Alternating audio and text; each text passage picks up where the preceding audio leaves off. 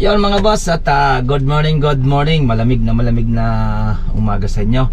At medyo nag-aambon-ambon, katitigil na naman ang ulan. Dito tayo sa block 22 ng Limabrosa Phase 3. Pasisilip ko na ulit sa inyo yung interior at saka exterior or kitchen na ginagawa natin. Okay, tara, baka umulan pa. Let's go!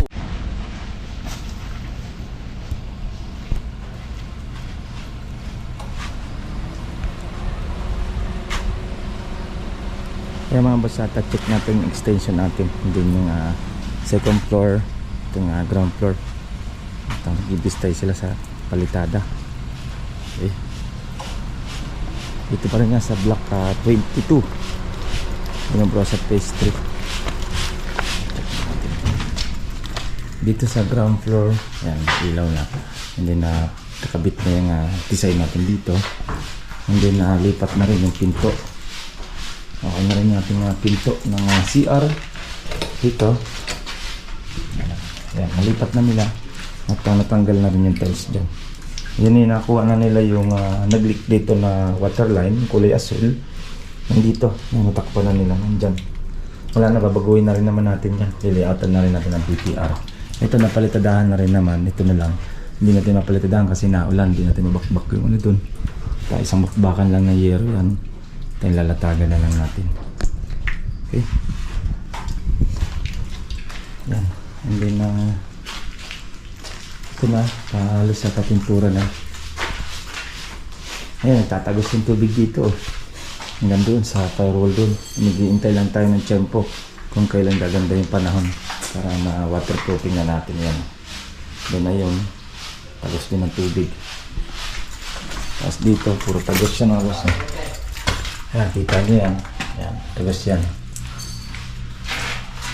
Ay, ito, tatakpan na rin naman to. Takip na yan. Dito sa second floor.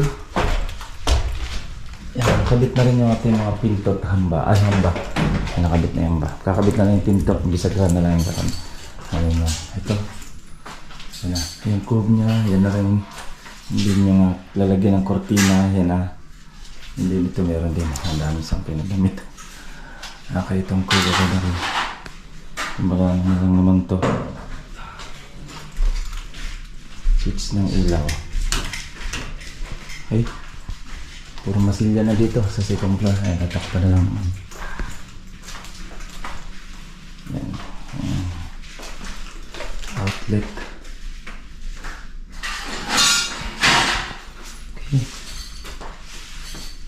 Ito lalagyan pa natin ito ng outlet dito. Dahil may outlet dyan. Then dito sa kabila. Ito, dito rin outlet din yan dyan. Dahil aircon. Habol na lang natin yan. Okay. Ayan, tapos yung manual dito. Dito yung tatanggalin mo, ano? Mark, dito yung manual mo, ano? Ay, ito yung ilaw. Dito na. Katapat na lang yan. Manual. Okay.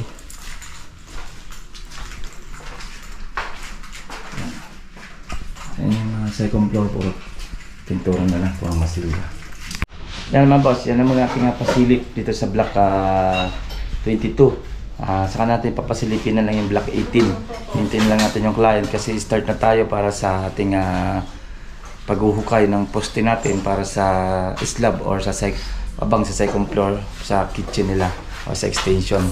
And then hindi tayo makapag-hukay ng ayos, patigil-tigil gawa ng naulan. Pinukus na lang muna natin yung ibang tao sa ibang gagawin. Okay, at Merkulis ngayon. Magkano yung 16 na na? 16. Babali muna mga tropa, araw ng Merkulis. Araw ng Merkulis at balian yan. Okay, at next update ko naman mga boss, yung block 31 ng Limabrosa Phase 3. Linaya naman yon. Update ko kayo, yung ating mga binabarnish na mga wood plank. And then yung main door, exit door na isang door na pinto. At update ko kayo. Okay, nandito na lang at ingat tayo. Bye-bye. Ito pong J. Uragon Vlog, napakaganda po ng channel na ito, no? Tungkol po ito sa construction. Actual construction po ang channel na ito, no? Pag pinanood nyo po ito, panalo po kayo sa channel na ito. Napakaganda po ng mga video niya. Lalo na pong magaganda, no, yung mga iba't ibang design niya. Kakaiba po yung mga iba't ibang design niya sa mga kisame. Subukan nyo po panoorin J. Uragon Vlog na ito. Matutuwa po kayo pag pinanood nyo po yung mga video niya. Maraming salamat po.